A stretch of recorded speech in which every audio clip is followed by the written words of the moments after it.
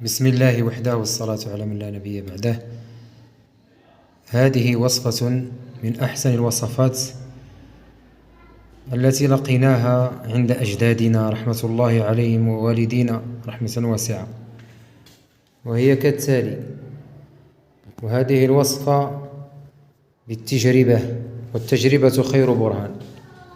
وقد أعطيتها لكثير من الناس كانوا يشكون من الأمراض المعدية والمعوية وتعفنات حول الجهاز الهضمي والقولون العصبي، وتعفنات حول الشرج والبواسير، وكذلك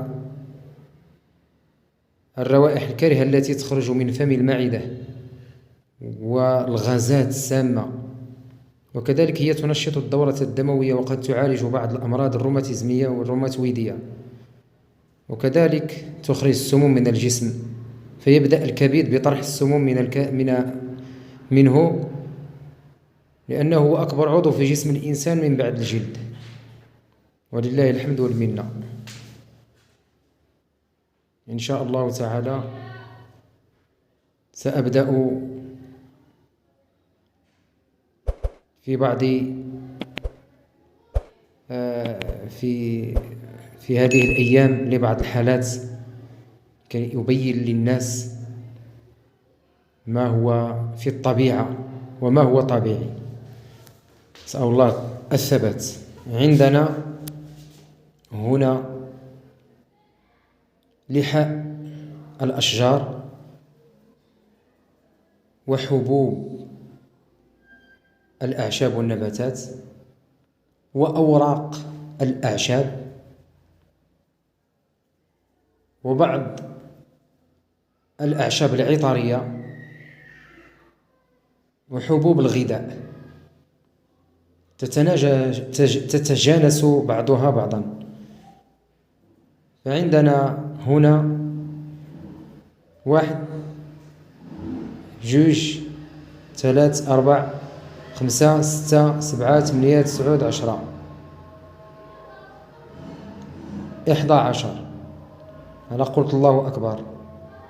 فهذه القرفة الصينية، تأتي من الصين، ماشي القرفة الصيلانية اللي تنشري، القرفة الصينية، وهي هذه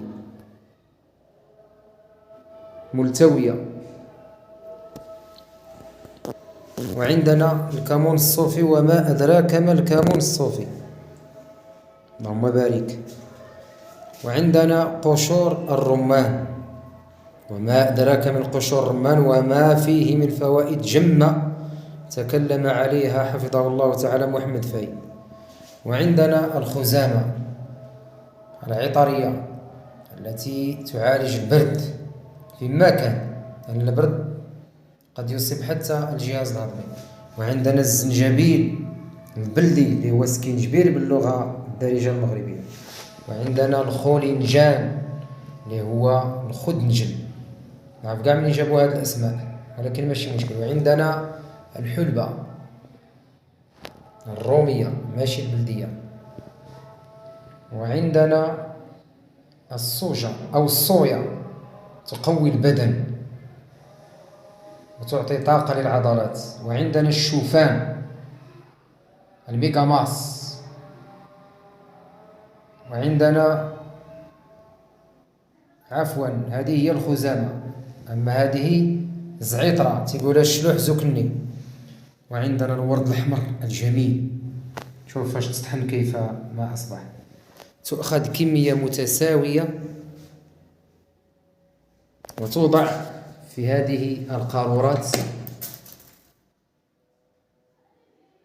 بإذن الله، وتأخذ نصف ملعقة صغيرة على الريق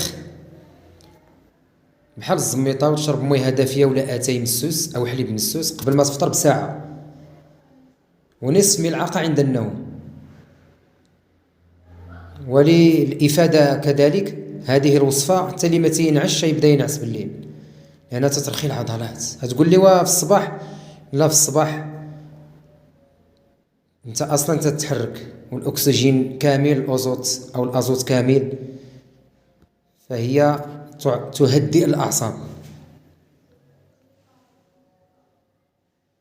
هذه الوصفة كما قلنا تعالج تقرحات المعدة وجرثومة المعدة لأن فيها قشور رمان، وتعالج برودة المعدة لأن فيها الزنجبيل والخدنج،